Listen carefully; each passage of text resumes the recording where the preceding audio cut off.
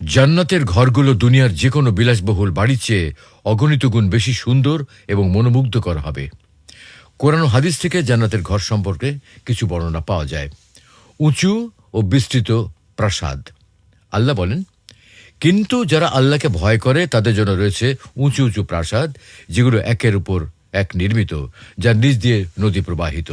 এটি আল্লাহর প্রতিশ্রুতি, আর আল্লাহ কখনো প্রতিশ্রুতি ভঙ্গ করেন না।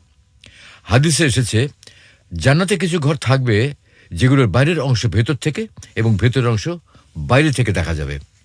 এগুলো আল্লাহ সেই সব বান্দাদের জন্য প্রস্তুত রেখেছেন যারা সুমিষ্ট ভাষায় কথা বলে, অভাবীদের খাবার খাওয়ায়, রোজা রাখে এবং রাতে মানুষ ঘুমিয়ে পড়লে তাহাজ্জুদের নামাজ পড়ে। মুক্তা, হীরা ও সোনায় গড়া ঘর। আবু হুরায়রা রাদিয়াল্লাহু তাআলা আনহু থেকে বর্ণিত, নবী করিম সাল্লাল্লাহু আলাইহি ওয়াসাল্লাম বলেন, জান্নাতে একখানা ঘর আছে যার বাইরের অংশ ভেতর থেকে এবং ভেতরের অংশ বাইরে থেকে দেখা যায়। তখন সাহাবীরা জিজ্ঞাসা করলেন, হে আল্লাহর রাসূল, এটি কার জন্যে?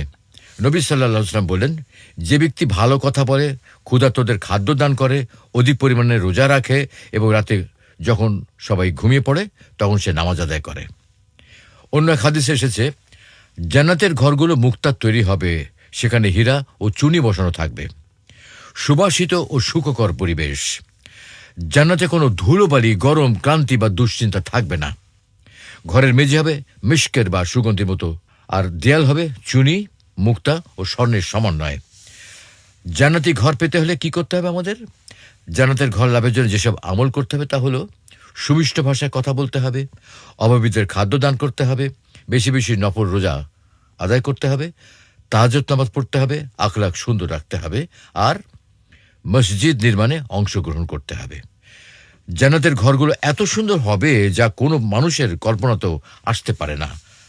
আল্লাহ আমাদের সবাইকে সেই জান্নাতের ঘর লাভের তৌফিক দান করুন। আমিন।